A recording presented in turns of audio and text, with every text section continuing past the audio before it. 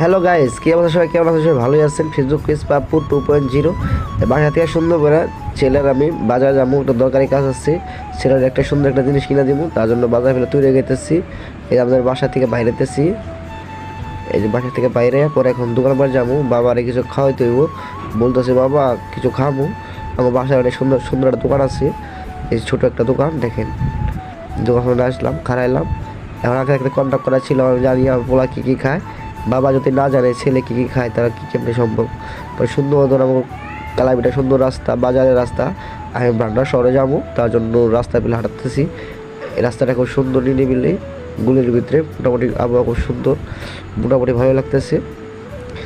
কার কার ছেলে সবসময় কোলে ওঠে থাকে কমেন্টে জানাবেন। আমার ছেলে তোমরা নামাই দেবো, দেখেন কী কী কাহিনী করে আপনাদের মধ্যে শেয়ার করতেছি। দেখেন সুন্দর নামাই দিছি। এখন একটু তার হাঁটার পরে বাবার এই বিলা যাবো, ঠিক আছে? দেখেন আমি আস্তে আস্তে সামনে বলে যাবো, ওলা আমার দিকে মনে করেন পিছনে টাকা দেখেছে বাবা নাই, দেখছে পিছনে দেখাচ্ছে বাবা নাই। আমি সামনে বলে গেছি গে, ও পরে দেখছে, পরে বলতেছে বাবা কোলে উঠবো। 1 মিনিট হাঁটছে, 1 মিনিট হাঁটে নাই, যে অবস্থা। পরে আমি হাত ধরে কোনো হাঁটাইলাম, তাও হাঁটতে চায় না, অনেকই জয় করতেছে। পরে কী করবো, হঠাৎ করে কোলে নিয়ে বললাম।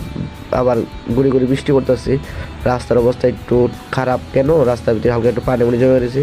পরে কোলে বলছি বাবা তুমি যে সবসময় বাবার কোলে থাকো, তোমার কি বিরক্ত লাগে না? হাঁটতে পারো না তুমি?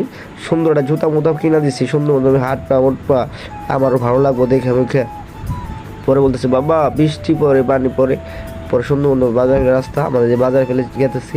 এই ছেলে আর আমি সুন্দর, আমার একটা ক্যামেরাম্যান আসলো, আমার ছোটো ভাই। তাকে বললাম ছোটো একটা ক্যামেরাটা ধরে দেখো, পুরোটা ভিডিওটা করতে পারো। এই সামনে আমাদের বড় পুকুর, এই যে এটা হচ্ছে ছোটো পুকুর, ঠিক আছে? ভান্ডারা বাজারে সবচেয়ে ছোটো পুকুর, আর এটা হচ্ছে বিশাল বড় পুকুর, এটার নাম বলে বড় পুকুর। এখানে ভিতরে অনেক চাষমুষ করা হয়, মাছ। আমি টাকা দেখতেছি, সবাই জালমুল দিয়ে বেড়া দিয়ে দিচ্ছে। মোটামুটি একটু একটু বৃষ্টি পড়তেছে। ভান্ডারা বাজারে যে পড়ছি, আইসার ভিতরে অটোমোটো ভিজতেছি। আপনারা জানেন শুক্রবারে অনেক মানুষ থাকে, তার জন্য অনেক জাম। তার হঠাৎ করে অর্ডারটা পেয়ে গেলাম, অটো দিয়ে চলে গেলাম। আবহাওয়া দেখলাম কি সুন্দর, সবাই গুড়ি গুড়ি বৃষ্টি পড়তেছে। মোটামুটি বেশি বৃষ্টি পড়তেছে না, ক্ষতি হইতেছে না। পরে অটোর ভিতরে চলে বাবা আর গল্প করতে করতে যে জায়গায় যেতেছি, আমরা একটা চেয়ার কিনবো, সেই চেয়ারের জায়গায় গেতেছি।